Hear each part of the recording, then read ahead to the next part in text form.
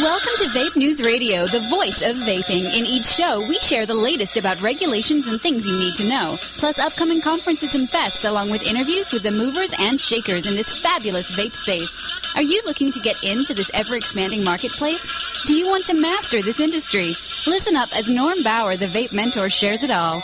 And here's your host, Norm Bauer. Hey, everybody. Welcome back. This is show number 8, section number 2 of Vape News Radio, the voice of vaping. And if you're just joining us, thank you so much for that. We just went through a little bit of an update of what's happening with the convention market, with the FDA, with the future, according to me and according to Bonnie Herzog with Wells Fargo Financial. And I also unveiled Vapreneur, Mastering the Vape Space, which is the new book that is actually going to be unveiled at the ECC conference here in Ontario, California, the first weekend of September. But I also want to share with you, I'm going to hold this up. For those of you who are listening on the radio, this is going to be boring, but for those of you who are watching on YouTube, this is the brand new Vape Mentor shirt. I spoke about it last time. I didn't wear one today because I don't want to seem arrogant and only wear Vape Mentors. And I was supposed to get one last week. This is yours. Oh, all right. So take that. Take that. This is yours because I guess you needed the extra, the Jabba the Hutt size. Fat boy size. No, I brought in a medium for Paul because it was all we had, so I brought him in a large this time. So we have them available as medium, large, and extra large. But that is my gift to you for doing such a wonderful job. Thank you. Of course, my pleasure. So what are we talking about in this section here? So section 2 is going to be an interview. So you know, I have the pleasure of speaking to some amazing people all over the country. And so I developed a conversation with Mad Vapes, M-A-D-V-A-P-E-S, and they are probably one of the largest, most well-respected, juice companies out there in the United States. They have just done an incredible job. And so anyway, we're working with them on possibly helping them with some things that are happening out here on the West Coast. But you know what? I'm not going to get into that. I'm just going to let the interview speak for itself. So, Paul, if you can go ahead and cue that up. For those of you who are watching on YouTube, go take a little breather because you're not going to see anything, but you got to go listen to this either at vapenewsradio.com or make sure you subscribe or pull it up on either Stitcher.com or iTunes. So take her away, brother. Well, that didn't take very long. No, not at all. Well, I'm very excited today. We have Mike Schriefer on the phone, and he is the marketing director with Mad Vapes. Now, for those of you who have been in the vape space for a while, and certainly if you've been listening to the radio show for a while, you know that Mad Vapes is what I call one of the movers and shakers, one of the major players out there in the juice market. So we're going to talk to Mike about what's happening with Mad Vapes, where it came from, where it is right now, but more importantly, where it's going in the future. So, Mike, welcome to the show.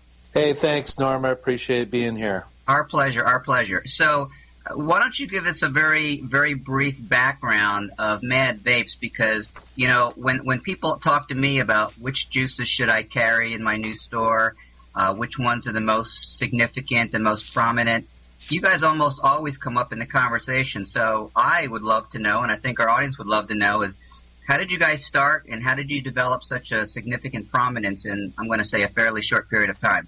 Well, I think it all kind of stems from our founder, Mark Hugendorm, who founded the company, out of the garage of his house. It was really an American success story. And he started with just building mods and some product for himself as he was trying to quit smoking, and he wasn't happy with some of the products he bought, and so he basically started building his own, and it just really snowballed from there. His friends wanted them, and then his friends' friends wanted them, and he went from the garage to a storage unit, and then the storage unit to his first building, and here we are 5 years later. We just had our 5th year anniversary, and he built this company up to be one of the key innovative companies in terms of always staying ahead of the technology and bringing in the best products, whether it be from China or what we manufacture here in North Carolina, and offering the highest quality juices. All of our juices are all natural. They're made right here in North Carolina, and so his philosophy has always been the best for the best pricing, and he's been very, very, very fair with all of his pricing, and I think that's allowed us to grow our online sales and our wholesale distribution pretty significantly. Excellent. All right, so I want to backtrack just for a moment because basically you went from the prehistoric to the modern times in about 2 minutes, and I'd like to just touch on a couple of things if that's all right. All right, so your founder, and his name again is? Mark Hugendorm. Mark Hugendorm. So he started actually making hardware, and he had a knack for it, and then other people liked what he did, and so he created a market there. And then so how did he segue from there into creating juices? Was he always like a tinkerer, or did he have some type of scientific background? Or just tell us. No, yeah, it's actually kind of funny because he came from the IT industry, so that's where his constant search out there. He's always reading every piece of material he can get his hands on in the industry, trying to stay ahead of everything, stay ahead of the curve. So he's just kind of a research guru, and that's really his forte. A very good friend of his that actually was a neighbor of his when he first started in his garage was a chef, and Scott Church is his name. And so Scott's now today our juice guru, and so they started working together in terms of doing blends and formulas in terms of the juice, and Scott having a very favorable palate and a very creative palate, started working on the flavors and the juices, and so now today we have over 200 flavors. I would say 150, about 150 of them are pretty consistent juices through our stores and through our online distribution. Now we have 4 full lines of juice blends that we're offering today. So pretty interesting how that came about. All right, so a question or two, and thank you for that, a little bit more drilled down history. So I always ask people in shops, or I always tell people that before you go out and develop your own juice, because a lot of them do, find out what the market's looking for. So, Mike, if you had to identify, say, the top 3 flavors that are the biggest sellers, and if any one of them is a significant leader, what would be the top flavors that you think people are looking for and purchasing as far as the Mad Vape line? Well, in terms of our line, we have 50 flavors that are really kind of all very, very popular. So it's really hard to nail it down. Every single month, it's one flavor kind of comes to the top, and so we have several flavors that kind of compete against themselves. But some of the traditional flavors are always very big top sellers. Our blueberry, very popular, always has been and still is today. Our banana is very popular. Our mudslide is consistently very, very popular, as well as our menthol. Menthol has actually been a lot of the trade magazines out there rate is one of the best menthols in the industry. So I would have to say that those key flavors are very popular. But here with the crew at Mad Vapes, a lot of the tropical flavors and some of the fruit blends. For example, Jungle Juice being one of my favorite ones that has a kind of a heavy boysenberry and multi-berry blend. Those have been pretty popular with us here, at least locally, here with the Mad Vapes crew. So it seems like, what you would call the traditional flavors, the fruit line, far exceed some of the, the candy line, because of course in the industry we get criticism, which I think is unwarranted and undeserved, when people who don't know what the hell they're talking about, they say, oh, you're trying to encourage kids by having, Count Chocula and bubblegum flavors and what have you. Do you find that those are, they're available, of course, but are they fairly minor players as far as your inventory sales? Yeah, I think so. Yeah, I would say that the sweets, we call them sweets, the candy flavors are probably second or third in line in terms of a category. Okay.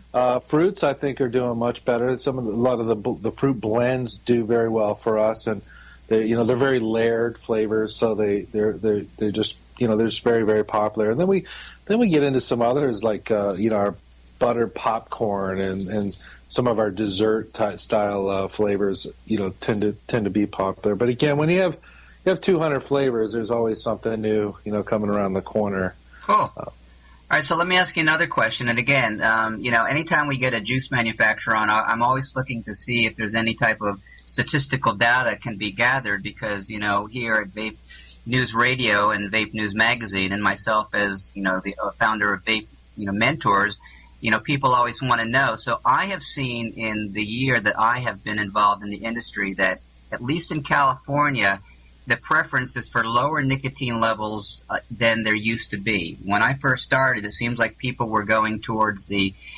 certainly the 18s, maybe a few 24s, but probably the 12s and the 18s were more popular. And now here on the West Coast, we're seeing a much, much lower demand for those and a much, much higher demand for the 0s, the 3s, and the 6s. Can you comment about, one, any difference between different parts of the country, and then two, overall? Boy, it's pretty hard to say. I mean, it's all across the board there. But yeah, I agree with you, Norm. I think we're seeing too that more and more people are going lower nic. Even here, here myself in the office. I mean, there's several of us doing 0 nic, myself included. So I think you're right. I think I don't know if that's just people getting into it from just the enjoyment of actually vaping and just enjoying vaping and not necessarily needing that nicotine fix, or people are weaning themselves off of nicotine, which would be a great success story for our industry. So we certainly hope that's the case. But, then again, we're back here in tobacco country, so we still get quite a few people that want the high nicotine levels as well. But again, that's a great thing about Mad Vapes. We got something for everybody, and everybody's got their own preferences, and everybody's got their own taste, and so we're just happy to fulfill whatever it is that their personal preference wants. I think what you're seeing, Mike, and I'm quite a student of the generational differences. I think what you're seeing is a different demographics of the people getting in as far as the consumer. They're a little bit older, and a lot of them are actually using vaping to wean off of tobacco, and they don't really want to have nicotine in their body. And it seems like the market used to be catered very strongly to the Gen Ys or the millennial generation, the 20-somethings, but now we're kind of skewing towards the older demographic. So I think, if I was going to make a prediction, and I do all the time, I'm not opposed to putting my foot in my mouth, I think you're going to see overall higher demand for the lower nic levels across the country than the higher. I want to kind of segue into where you are today, because one thing that really intrigued me about when I was introduced to you, and I'd heard about you for a long time, but dude, I had no idea you were so significant as far as your brick and mortar outlets, because you aren't that visible as far as other franchisors, and you're not a franchise. But if you would share with us the number of brick and mortar retail locations that you have, about where they're located, and what are your world domination plans without revealing anything too proprietary? Yeah, we're real excited about and I appreciate you asking about that. It's something that just is going very, very well for Mad Vapes. We have 22 of our own Mad Vapes brick and mortar stores. Started out right here in our backyard in Charlotte, North Carolina, where we now have 8 stores. So we kind of dominate the market in terms of the vape shop world here in the Carolinas. And we've expanded now. We have one in Atlanta. We have one going in Texas. We have one in Boston. We have one in New Hampshire. We have one in New Jersey. We have one in Pennsylvania. So we're expanding throughout the eastern seaboard, if you will. We're working right now with some independents on putting some licensee stores down in Florida, Texas. We just about to open our first store in Texas, which is a huge vaping market. And then again, as per our conversation, we really want to push out west because our online sales is always number one. Southern California market is always our number one market in terms of our online sales. But from there, it's really all over the country. So the Midwest has really been coming on very, very strong. So, being right now we're at 22 stores, we see some good, solid, steady growth. The business plan for our licensing agreement, it's not a franchise, it is a license agreement with no royalties, mind you, allows those business partners of ours to open a Mad Vape store, carry all Mad Vape's products, gain our very best wholesale pricing, and we can hold their hand, whether they're an experienced business operator or a new business operator, we can be there for them to help train and consult them every step of the way. That's awesome. So again, with 20 plus stores, you are one of the top, if not the top, as far as brick and mortar locations. So we're kind of running low on time, but if you would, what are you looking for in regards to someone who takes over one of your stores? It's not a franchise, it's a licensing agreement, which, by the way, I absolutely encourage and support that model much better than franchising. But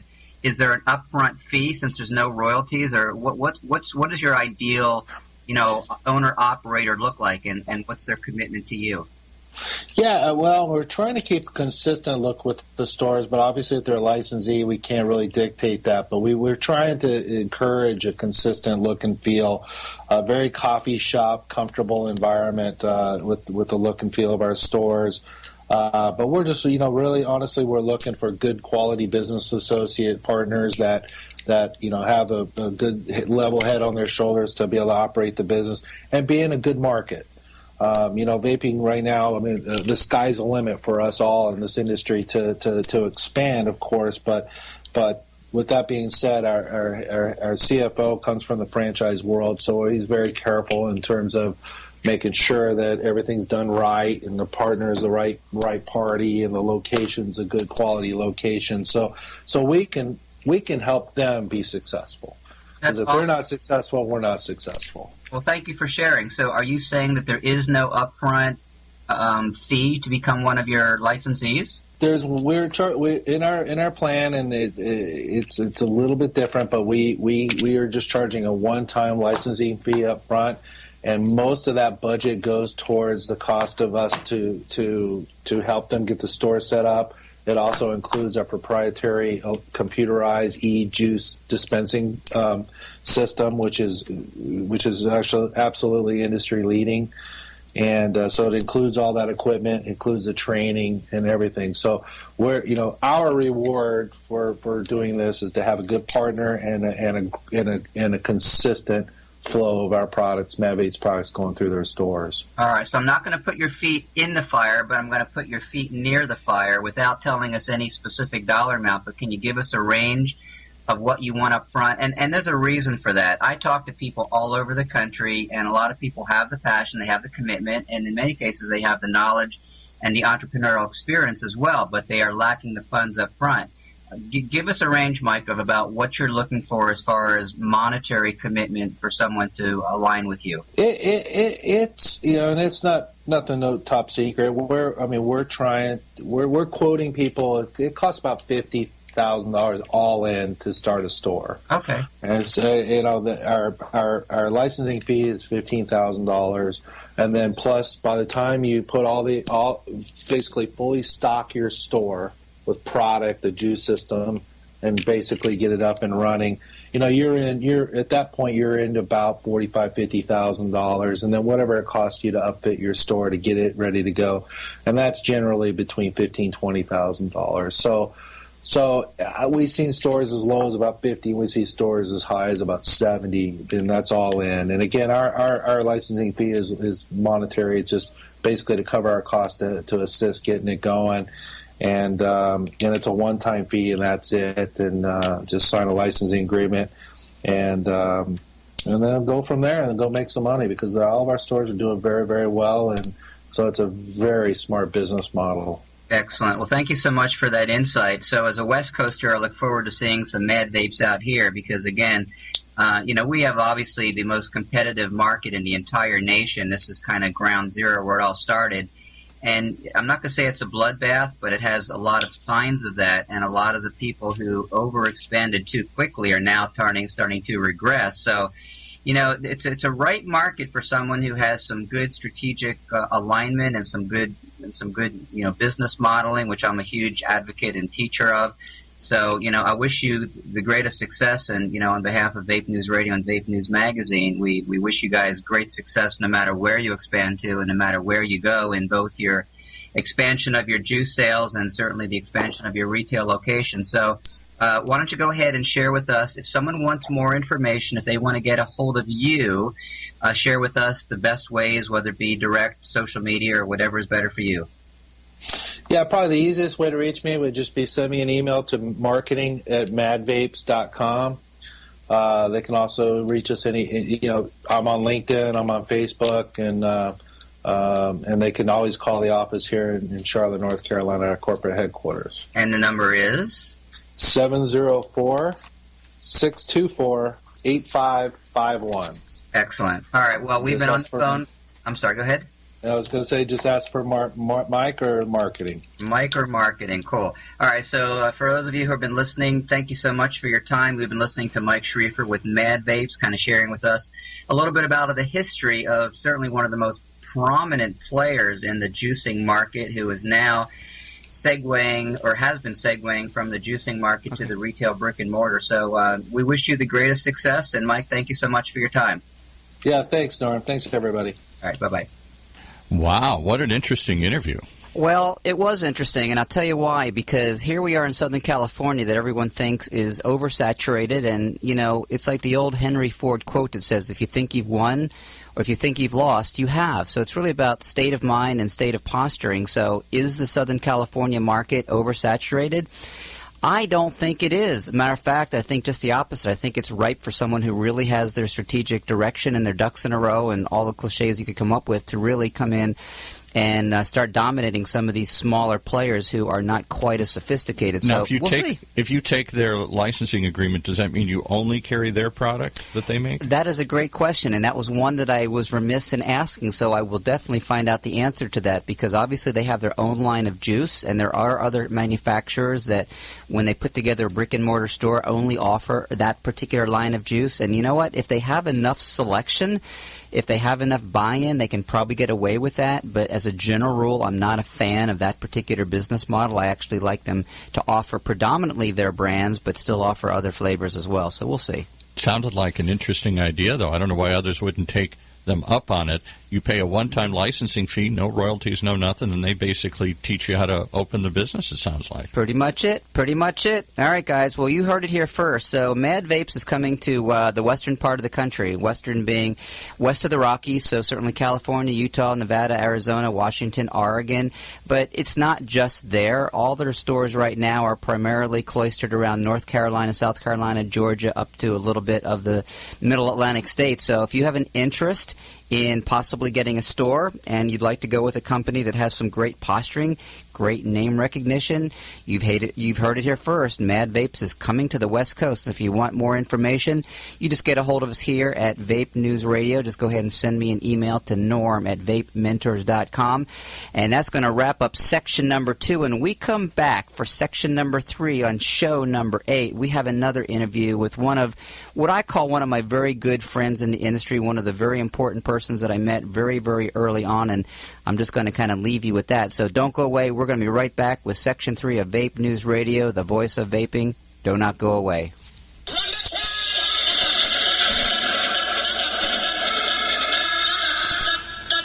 You've been listening to The Voice of Vaping with the Norm Bauer Vape Mentor himself, hosting it.